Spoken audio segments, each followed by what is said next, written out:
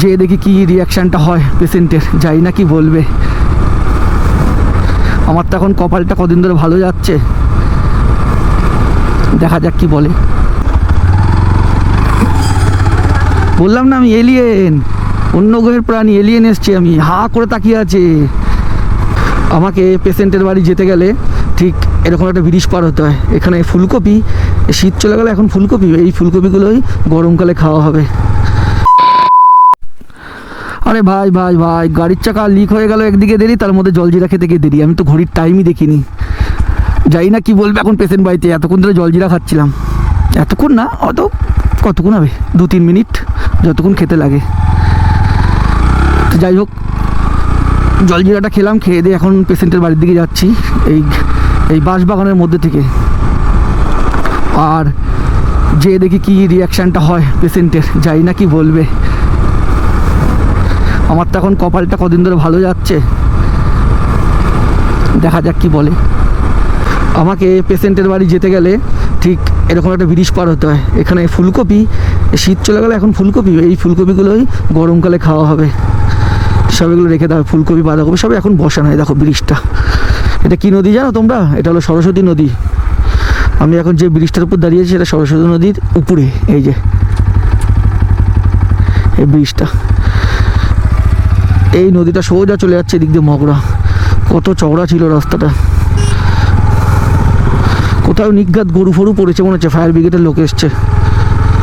গাড়িটা কিন্তু আপনার সেই চলছে, কিন্তু যাই বলো না কেন, এতক্ষণ ধরে চালিয়ে মজা পাচ্ছিলাম না। এখানে আবার বিয়ে বাড়ি, কি সুন্দর লাইটিং সাজিয়েছে। আমার বিয়ে তো সাজানো হয়েছিল, তখন ভুলে গেছি এখন, সেটা অনেক দিন আগে তো।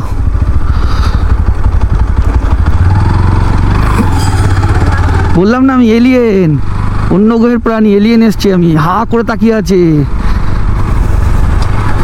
মানে একটা মানে কেমন ব্যাপার, মানে কোথা থেকে আসলো, কি বৃত্তান্ত। যদি ওখানটায় যখন সকালবেলায় ব্লাড দিতে এসেছিলাম তখন তো নর্মাল আমি হেলমেট পরেই এসেছিলাম, কিন্তু এখন তো গোপ্রোটা লাগানো আছে যেহেতু, তো এখন তোমরা দেখতে পাবে।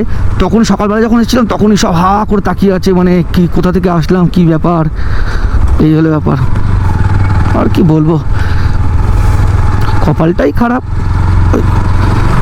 মস্তান, ডন এখন কেউ নেই, তার জন্য কেউ তাকানোর নেই। সামনে গোলাপ আছে, ছিঁড়ে নিয়ে যেতে হবে। রোজ ডে চলে গেছে, 14ই ফেব্রুয়ারি আসছে, সেদিনকে দেবো রঞ্জনাকে। ঠাকুমা,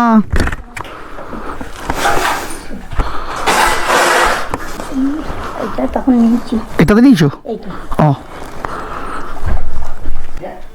কোনটায় লাগলো, সকালেরটা না এখনেরটা? একরকমই, এমন কিছু লাগেনি?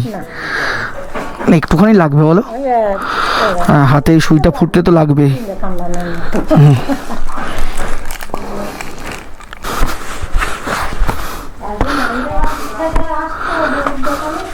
হ্যাঁ হ্যাঁ,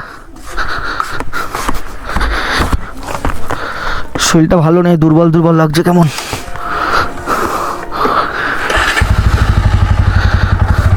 আশেপাশে লোকজন দেখছে, কাকা দেখে নিয়েছে।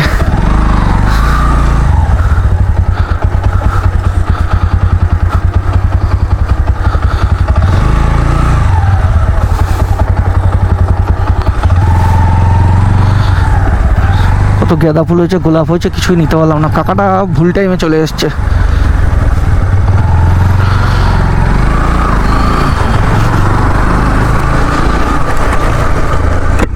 তো যাই হোক, কিছু বললো না। আমি কপালটা খারাপ বললাম না, তার জন্য ভগবান শুনেছে, বললো নে তোর কপালটা ভালো করে দিচ্ছি।